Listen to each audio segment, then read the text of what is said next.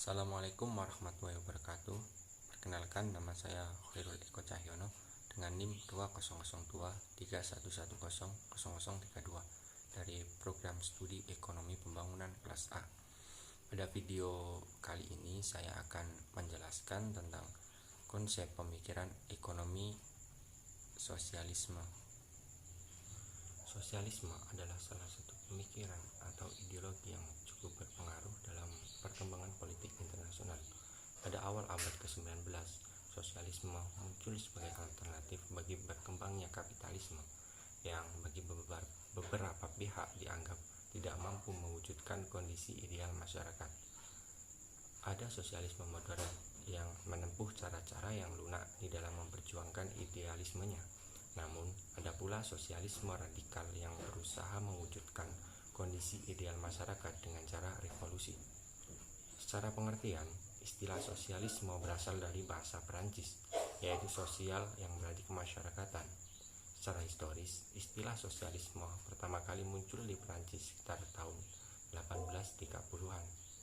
Umumnya, sebutan ini digunakan bagi aliran atau pandangan yang masing-masing hendak mewujudkan masyarakat yang berdasarkan pada hak milik bersama terhadap alat-alat produksi, dengan maksud agar produksi tidak lagi diselenggarakan oleh orang-orang atau lembaga perorangan atau swasta yang hanya memperoleh laba.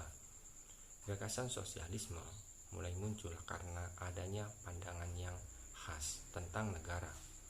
Menurut penganut sosialisme, negara merupakan bentuk perpanjangan tangan dari kelas atas untuk menindas kelas bawah, sehingga negara secara hakiki merupakan negara kelas, artinya negara dikuasai secara langsung atau tidak langsung oleh kelas yang menguasai bidang ekonomi.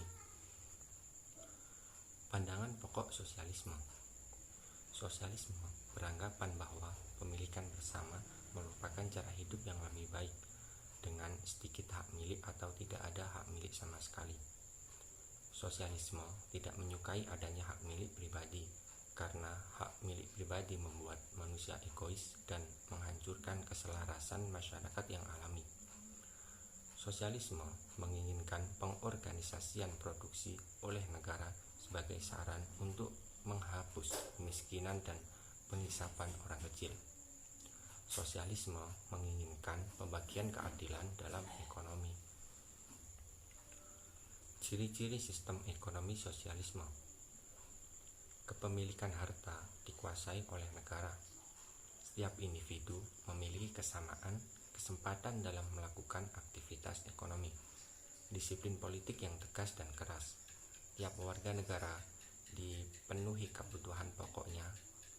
Proyek pembangunan dilaksanakan oleh negara dan posisi tawar-menawar individu yang terbatas. Perbedaan pemikiran sosialisme dengan kapitalisme. 1. Di dalam sistem ekonomi kapitalisme tidak mementingkan kesetaraan dalam masyarakat. Sementara dalam sosialisme, kesetaraan sangat diutamakan. Pendistribusian dari yang kaya ke yang miskin diutamakan. Setiap orang memiliki kesempatan yang sama. 2. Dalam sistem ekonomi kapitalisme, laba perusahaan akan mendorong bisnis jadi lebih maju. Perusahaan bisa memangkas biaya dan ada modal untuk inovasi produk baru yang sedang dibutuhkan oleh masyarakat. Sedangkan dalam sosialisme, keuntungan dimiliki oleh pemerintah. Jika didistribusikan dengan baik, maka masyarakat yang sejahtera bisa terwujud.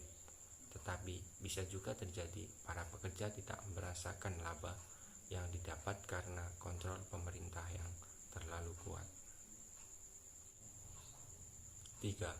Dalam kapitalisme, bisnis dimiliki oleh individu atau perusahaan swasta. Sedangkan dalam sosialisme, negara adalah pemilik dan pengontrol alat produksi yang utama. Ada juga negara sosialisme yang menyerahkan tugas ini pada koperasi atau kelompok kerja. 4.